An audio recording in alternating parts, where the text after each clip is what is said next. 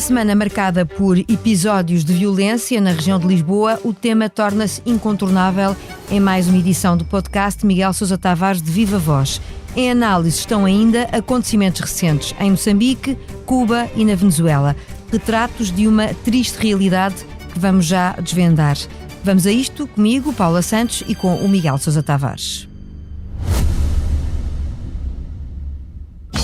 Caro ouvinte, daqui, posto emissor do Movimento da Música em Portugal. Eu sou Miguel Cadete, diretor do Blitz, e isto é um takeover.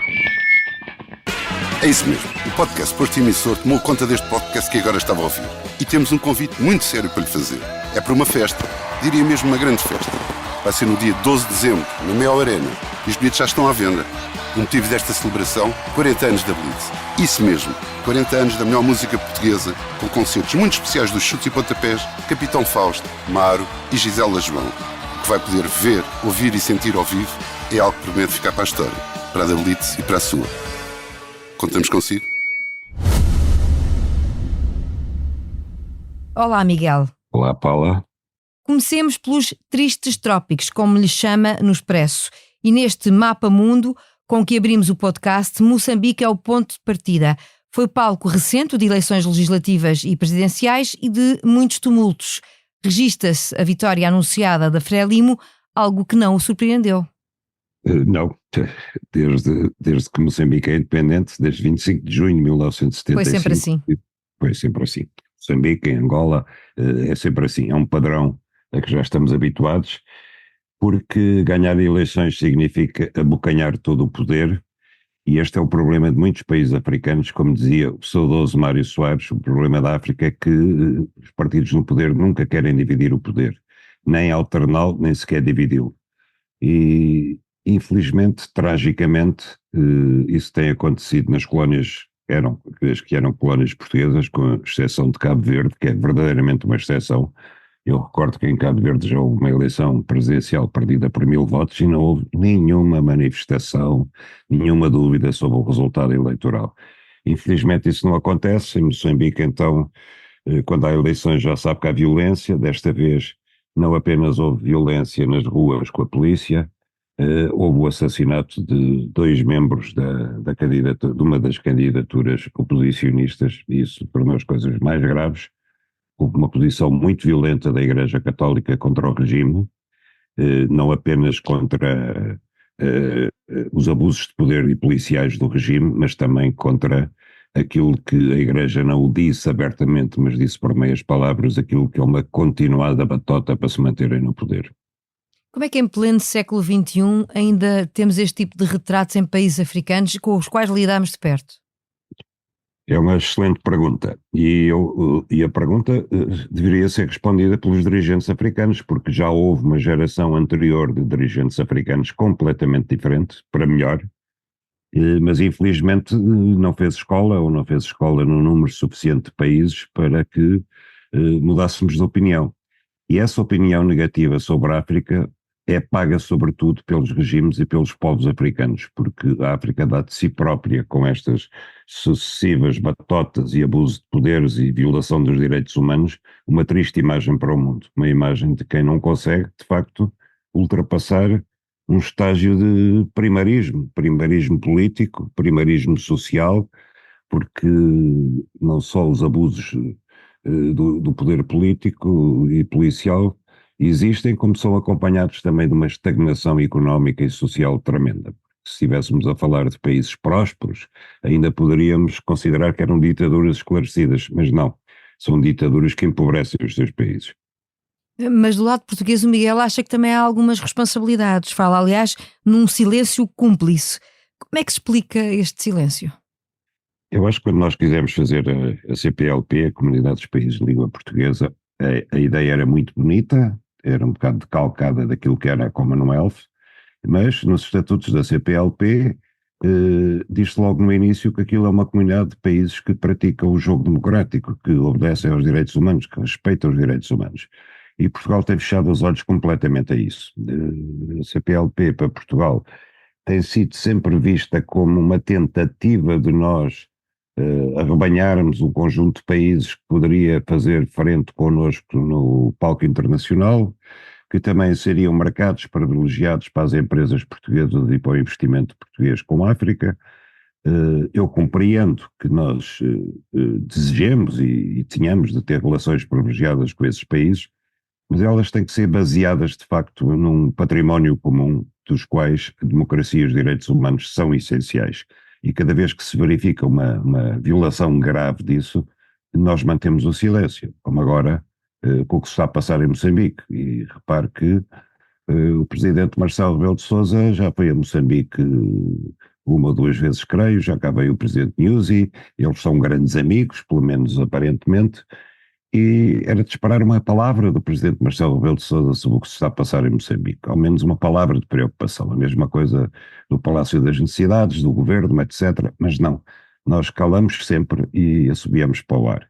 E a gota d'água para mim foi a adesão da Guiné Equatorial à CPLP. A Guiné Equatorial não tem nada a ver com Portugal, é uma ditadura familiar, das piores da África, das piores do mundo, é uma vergonha de país. E nós supostamente devia haver uma evolução que o país tivesse efetuado a partir do momento em que aderiu, não é? Mas sim, as notícias que nós conhecemos não nos revelam isso. Não houve evolução nenhuma, a única coisa que terá havido, porque a informação também não é toda, é uma suspensão da execução da pena de morte na Guiné Equatorial. Foi a única coisa, porque de facto não só o ensino de português não se incrementou, como na Ilha de Anubon, que é onde estão os poucos falantes de português, a repressão abateu-se completamente sobre eles, chegando ao ponto de cortes de eletricidade, por exemplo. E a família Obijiang, pai e filho, continuam a explorar aquele povo de uma maneira que só tem justificação por ser uma ilha no meio do Atlântico, ao largo da costa da África, e ninguém se preocupar em ligar a Guiné Equatorial. Já falámos dos países de língua portuguesa, mas podíamos também falar da Venezuela, paragem para tantos imigrantes portugueses ao longo de décadas. E neste caso o Miguel registra o silêncio de meia classe política portuguesa perante um facto que para si é evidente. Maduro voltou a roubar as eleições presidenciais. Falta um reconhecimento à escala europeia, mas isso para si não devia ser um impedimento para que Portugal tomasse uma posição concreta, não é? Não, nós dividimos na votação do Parlamento Europeu e dividimos na votação do Parlamento Nacional.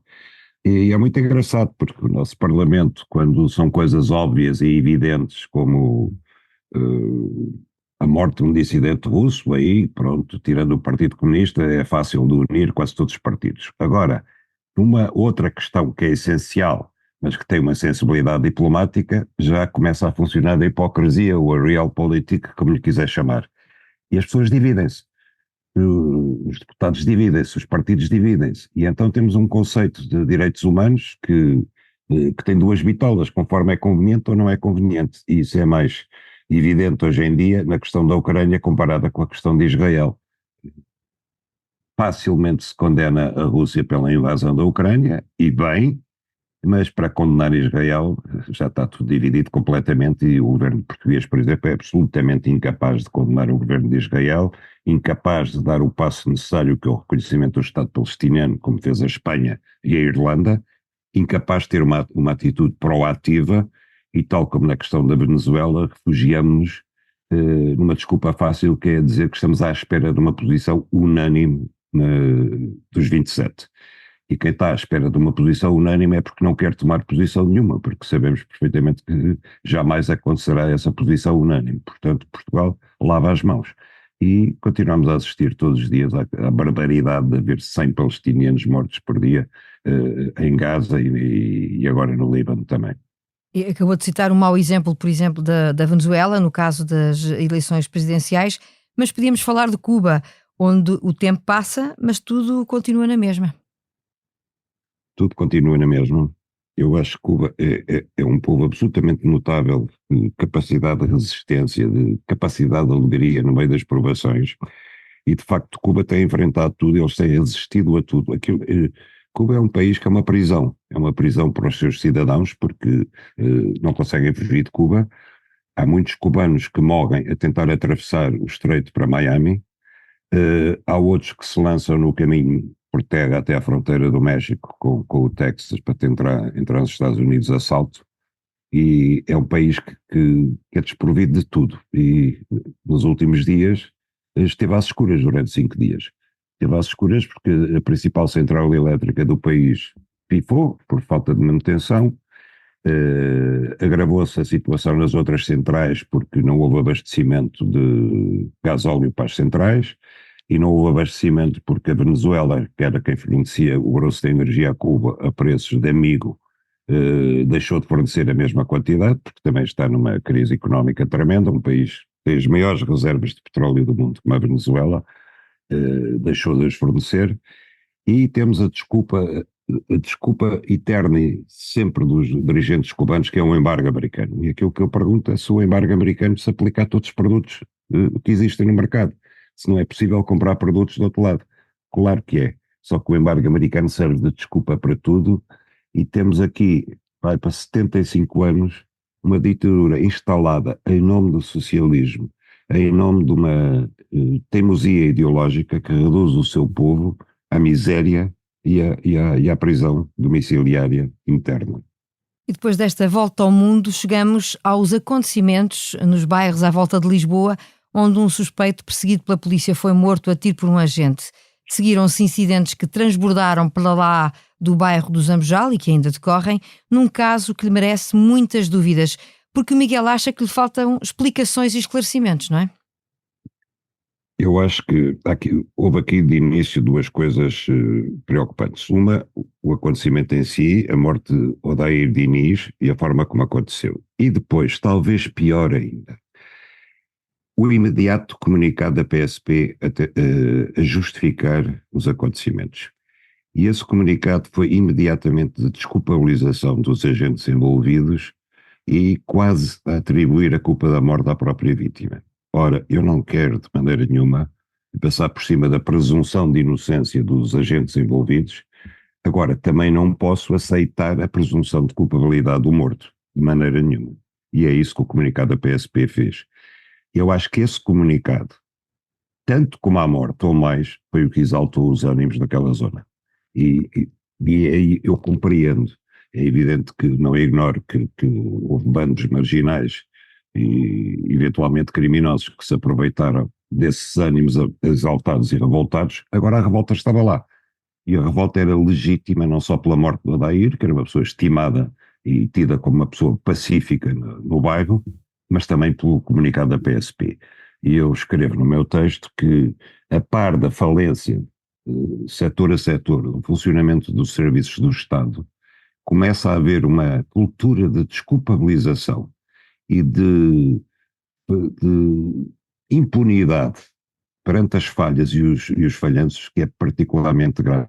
Ou seja, os setores do Estado que falham, os agentes do Estado que falham, imediatamente saltam em sua defesa e a justificar a impunidade e a desculpabilizar ou um sindicato, ou uma hierarquia, ou quem quer que seja, mas imediatamente a reação não é dizer vamos ver o que é que se passou, vamos abrir o inquérito e no fim do inquérito, se houver responsabilidades disciplinares ou criminais, serão levadas em conta. Não, é imediatamente tentar desculpabilizar aquilo que aconteceu. E isso é grave como cultura, porque isso conduz a uma cultura de facto de desresponsabilização de tudo. Quer dizer, tudo que corra mal a partir de agora, nos hospitais, nas prisões, em todo o lado, não é culpa de ninguém.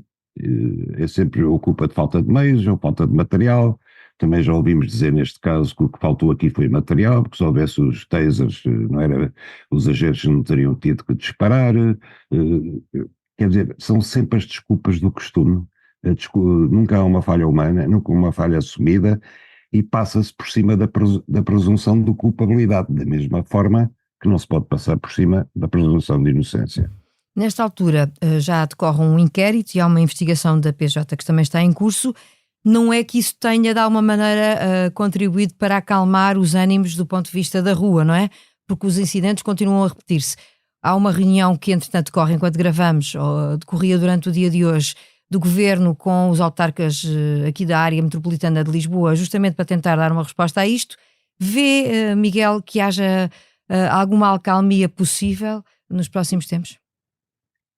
Bom, há uma coisa que me pareceu positiva na comunicação do Primeiro-Ministro, que foi a ideia de juntar a reflexão não apenas os autarcas, mas também as comunidades locais e as associações de moradores, para tentar perceber quais são as suas queixas, qual é o clima que se vive no bairro. Nós não conhecemos, nós não sabemos o que é que se vive naqueles bairros, o que é que lhes falta ali, de que é que eles sofrem, de que é que eles se queixam.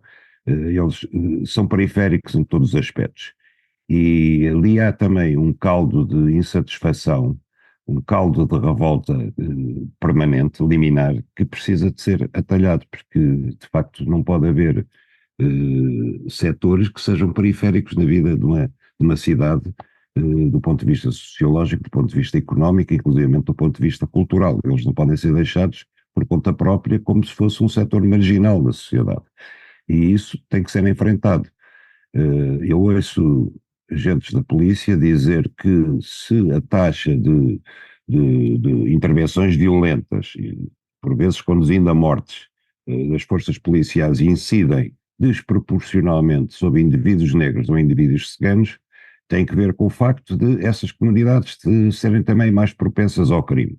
Bom, isto é um círculo vicioso, porque a certa altura, quer dizer, nós não sabemos se são eles que são mais propensos ao crime ou se é a polícia que é mais propensa a tomá-los como criminosos.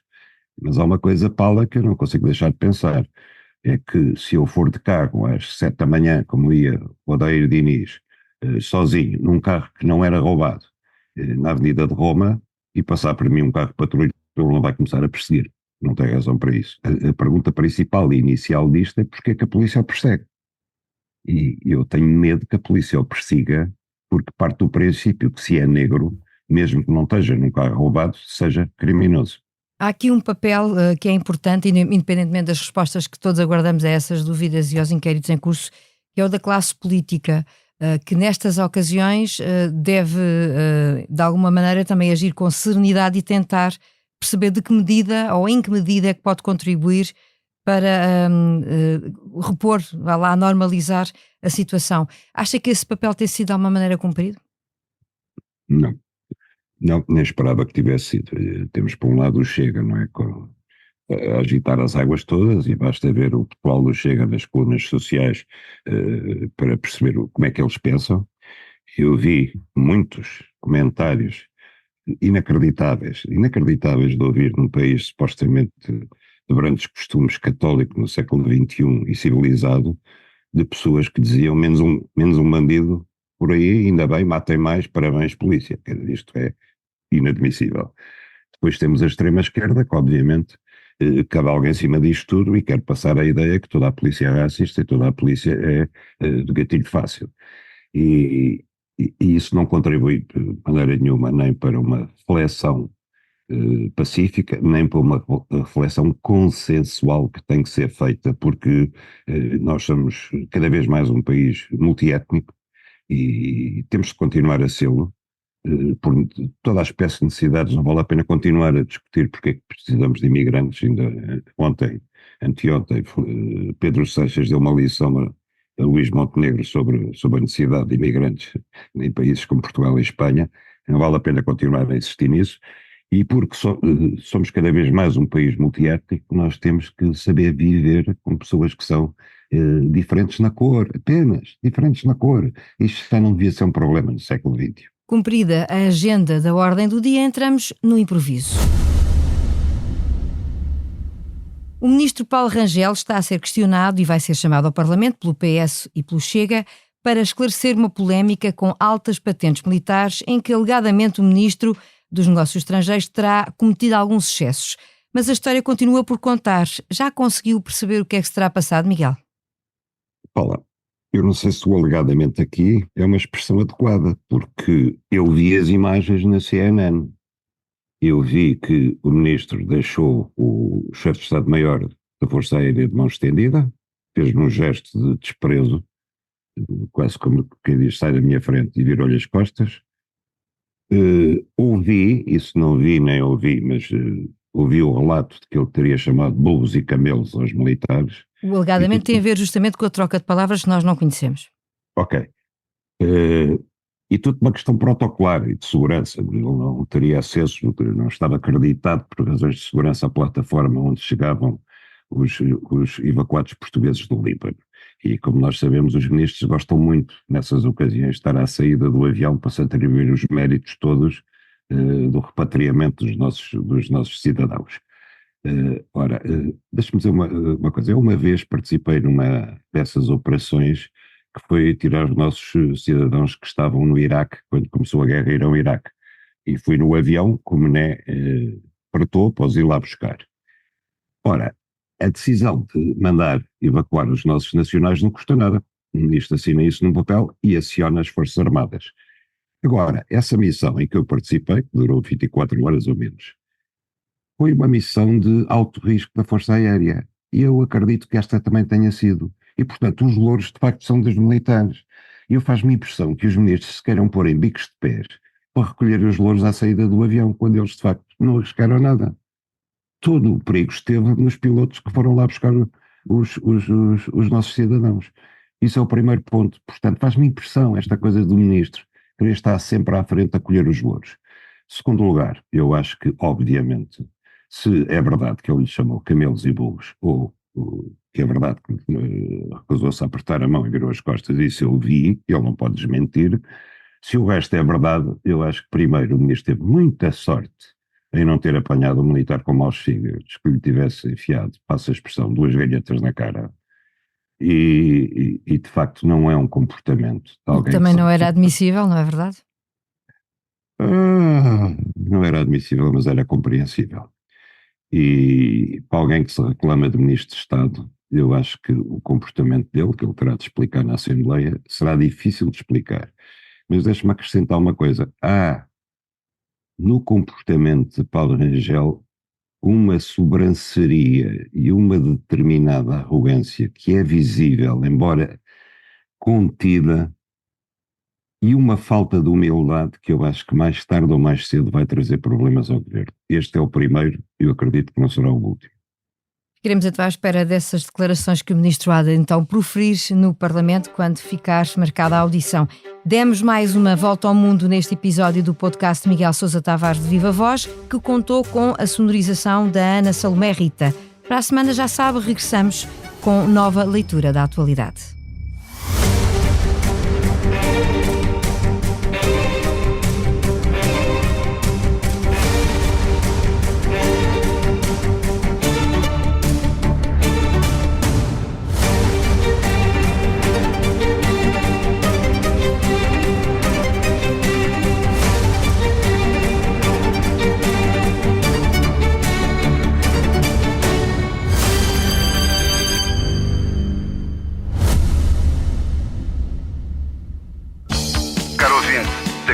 Posto emissor do movimento da música em Portugal. Eu sou Miguel Cadete, diretor do Boletim Isto é um Takeover. É isso mesmo. O podcast Posto Emissor tomou conta deste podcast que agora estava a ouvir. E temos um convite muito sério para lhe fazer. É para uma festa, diria mesmo uma grande festa. Vai ser no dia 12 de dezembro, na Mel Arena. E os bilhetes já estão à venda. O motivo desta celebração, 40 anos da Blitz. Isso mesmo, 40 anos da melhor música portuguesa, com concertos muito especiais dos Chutes e Pontapés, Capitão Fausto, Maro e Gisela João. O que vai poder ver, ouvir e sentir ao vivo é algo que promete ficar para a história, para a da Blitz e para a sua. Contamos consigo?